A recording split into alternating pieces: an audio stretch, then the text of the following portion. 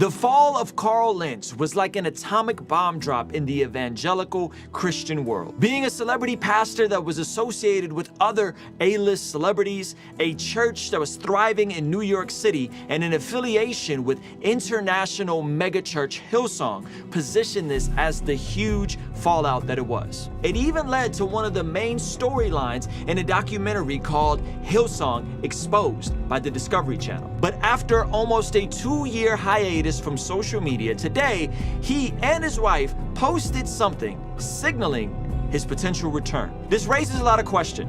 Is a pastor with a major scandal like this permanently disqualified from ministry? Should he have a church again in the context of being a senior pastor? And if he were to make his return, can he be trusted as an influence in the Christian culture? And what does redemption look like in a story like this? In this video, we'll be deciphering this semi-cryptic Instagram post and my suspicion on what may be his next venture. Ruslan. Guys, we're going to jump right into the post here. So this is from Carl Lentz as of this morning. And the post reads, "It's been a challenging road, but we are alive, we are at peace, and thanks for the grace of God, we are together." Praise God, him and his wife are together. He says, "Not sure what the future holds for us, but we do know that we face it as a family, and for that I am so thankful. My deepest thanks to our friends and family that have shown us unconditional love in grace when we have desperately needed it. Forever grateful. We are hopeful about what is ahead." And so there's some photos of him and his family, and this signaled a degree of backlash on social media. People upset, saying this is a PR stunt, it's curated. Some even people saying he's using his family to start his comeback. And I wasn't a big fan of those takes, and I'll tell you why in a moment, and we'll unpack further on how this looks from a ministry standpoint. Can he be a pastor again? So on and so forth. And I'll give you guys kind of my thoughts on what I think he could be doing next. Now, this is his wife's post, which I thought was really cool. She posted the same photo, and she said, "Yep, it has been a challenging, and yes, it's been challenging, and hell yeah, it's taken a lot of work the past 22 months. Crazy to think that this happened almost 2 years ago, right at the beginning of the lockdowns, right? But who's counting? To make our marriage what it has become, and we will never stop working on ourselves for this marriage and for our kids. I know there are many that would never do what I did or what I chose to do, and that's okay. It's not for everyone." So she's talking about standing by her man, despite all of this stuff. "I look forward to sharing our story, how I came to that conclusion, and I think it's going to help a lot of people." So she's going to share her story. It's going to help a lot of people. "But I am so proud of my husband and for the responsibility he's taken. Mostly, I'm grateful for a man who humbled himself, okay, and didn't try to defend himself. He has kept quiet publicly, and he has remained focused on one thing that matters most, our family." So it seems like they're in a good spot relationally. It seems like their marriage is doing better. It seems like there's a lot of good things happening here, right? And so the question comes back to a pastor that was an elder. By all accounts, Carl Lentz was an elder in regards to leading Hillsong as the face in New York City and being the head pastor at that church. Someone that is an elder who commits adultery, who disqualifies himself from ministry, can he come back to being a church planter elder? That's kind of the question. Some people have different positions on this, right? I'm not talking about somebody that was before they were a Christian having adultery, but can a pastor come back to ministry after something like this? Despite what's happened with other pastors who've just kind of taken it on the chin and acted like it didn't happen, is that appropriate? Is that okay, right? That's a question I think we could talk about.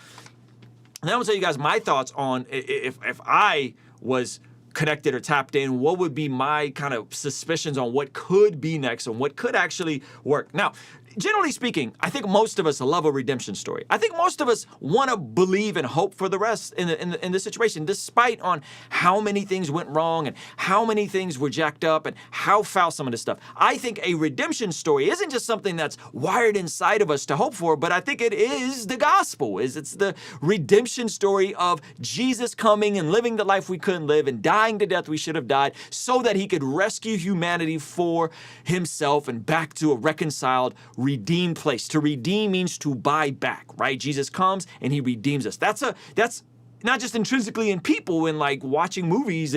It's also the gospel. It is the redemption story of the gospel. It's a beautiful story. So I think that's something that we naturally want. And so I think people dismissing this and being like, he's trying to make a comeback. How dare him? I'm like, oh, that's not cool. That's not okay. I don't think that's fair. And I don't think that's appropriate. I think we hope the best. We believe the best. Praise God, they're still married. Praise God that this didn't end their marriage or something worse. I think that's awesome. They clearly have worked on themselves, reconciled, or so it seems. Now, if I had to pontificate on what I think could work, I actually personally, this is me personally, I don't think I could attend the church of a pastor who, as a pastor, disqualified himself from ministry and then came back to being a head pastor. By disqualified, I don't mean he, got caught cussing somebody out or like had a sin issue. I'm talking about committed adultery, disqualified himself, was not a one-woman man. I don't think I could follow and participate in a church like that. I think, scripturally speaking, probably we could make the argument that they need to go ahead and sit down and not lead in that position. However, in the context of Carl Lentz, my suspicion, what I think could actually really work, is that if he came out as the guy speaking against the celebrity culture and how it could completely insulate, isolate, and destroy somebody's mental health, I think it would be extremely appropriate if he came out and actually was skeptical and critical of the very system that he took advantage of and in a way destroyed him, right? I'm not saying he's the victim here. That's not what I'm saying. I'm saying access to anyone, especially someone that develops a massive platform in their early 30s, in their late 20s, is crippling, right? And so that, I think, could be very interesting if all of a sudden Carl Lentz, the face of the evangelical industrial complex, the celebrity pastor, the friend of all the A-list celebrities, comes out and says, hey, I know this is what I was known for. I know I made it seem cool to be the guy that leaves the barbecue to go play basketball with Drake. That really happened, by the way. I know I made it seem like it was all about the status and looking the part and being the part and walking around with my penis root showing and Joe Rogan roasting me for it. I know I was that guy, but I am no longer that guy. I am no longer that guy that is consumed and expressing myself in that way. And you know what? Being that guy ruined me. And it hurt the people I love the most. And I think we need to take a critical analysis of how we got here as a church and what we can do different. If I had to have a suspicion, I would hope that the message he comes back with, and maybe it's in a motivational sense. Maybe he goes and he speaks occasionally. Maybe he speaks against the dangers of some of these things. Maybe he does a podcast. Maybe him and his wife do a podcast. Maybe he even appears at a Christian conference here and there. Who knows, right? I think that would be a beautiful redemption arc to this story. And I'm praying and believing the best for him. Yes, I understand he completely dropped the ball. Yes, I understand that there was a system set up to allow this sort of behavior that allowed him to leverage his power and influence against other people. However, I think it would be very disingenuous for us as followers of Jesus to not desire to see the redemption in this story. I think it would be a beautiful picture of God's forgiveness, but I do think that's going to probably come with some parameters. I would be very shocked if he is back in local church ministry. I don't know if that's in the cards for him.